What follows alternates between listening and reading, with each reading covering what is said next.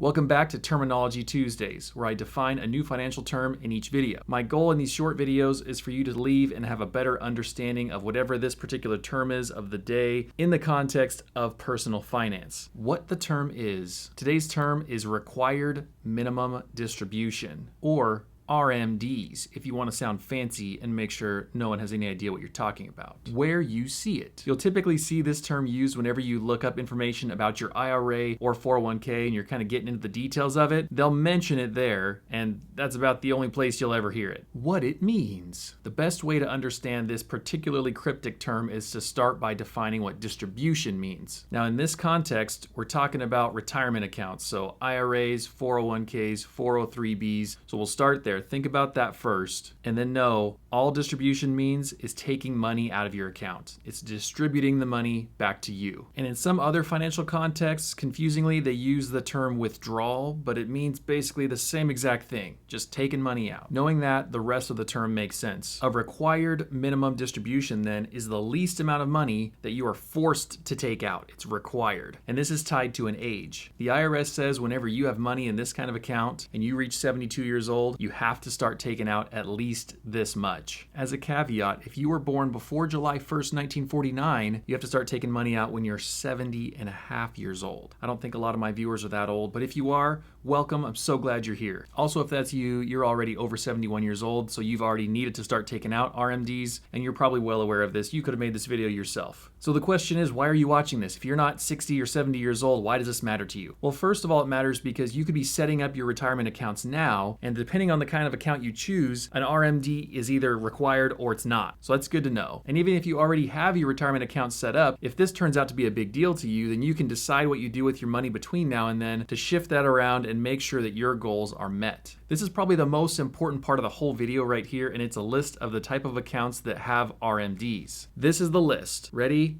Traditional IRAs, SEP IRAs, simple IRAs, 401k plans, 403b plans, 457b plans, profit sharing plans, and other defined contribution plans. If you know that you've got a defined contribution plan that's not on that list, you're gonna have to dig into the weeds of the IRS website, so have fun there. A name that is conspicuously missing from that list, the Roth IRA, which is yet another reason, among others, why the Roth IRA is an incredible kind of account, and if you don't already have one, you should consider opening one because they're excellent. Okay, so far it's been fairly cryptic talking about a required minimum distribution when we don't know what that means. How much is that? Is it like a percentage? Is it a dollar figure? How do we know how much we're taking out here? Well, in preparation for this video, I actually had to look this up because I'd never looked it up before. I never really cared enough, but because I want to answer your question, I looked it up, and as per usual with the IRS, it's not super simple. It's not like it's a flat percentage. That's probably what I would have expected. It's not that. And there are even different instructions for people's different situations. So depending on like how old your spouse is and some other stuff, it can affect how this works. But I'll go over the situation that applies to most people. These are the instructions. The IRS says that you look at your account balance on December 31st of the last year. So you find that on your kind of investment account website or app, you get that dollar amount. Then you find this particular table that I'll put up on the screen from irs.gov, and it lists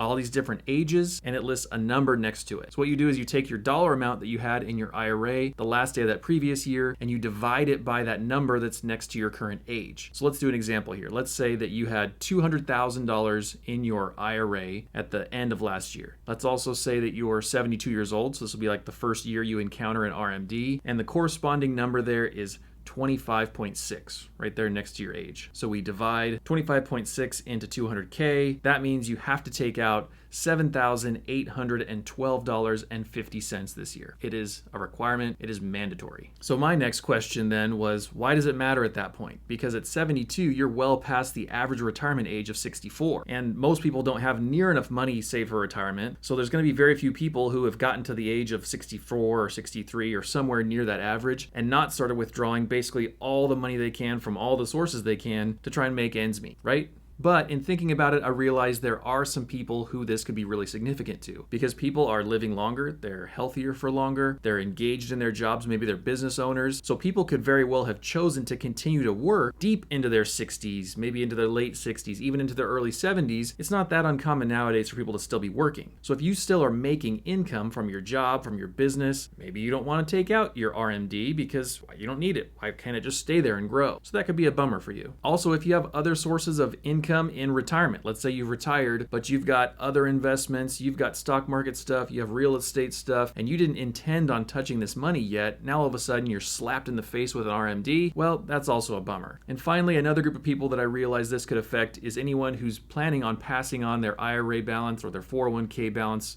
or any of those other accounts in that list to their heirs. So this could be a real change of plans for you if you assume that that money could just sit there and grow and grow and grow, and then the full chunk could be passed on to your heirs, like your kids or whoever. Well, now you find out that these RMDs exist and you have to start distributing that money to yourself, essentially. Well, that's kind of a bummer. So there's obviously ways around that. Like you could take the money, put it in a different account that then could be distributed to your heirs. That'd be fine. But it's an annoying extra step. Maybe you didn't want to touch the money. The whole thing's kind of a hassle. So it's good to know that now, because as you're choosing what you want to do with your money and what your goals are and what your expectations are for how long you want to work, now you know what an RMD is. Now you can make the best decision for you. If this video was helpful for you, then click this box up here to be able to see the rest of this playlist that I've made of all the Terminology Tuesdays videos. As of the time of filming this, I've only got one other one, so right now the playlist is small, but if you click on this in the future, there'll be a whole bunch of videos in there, all with one term defined per video. Really, really handy stuff. If you'd like to watch something else, here's another video for you that YouTube has recommended as the best possible one for you to watch next. Thanks for being here. See you next time. Bye.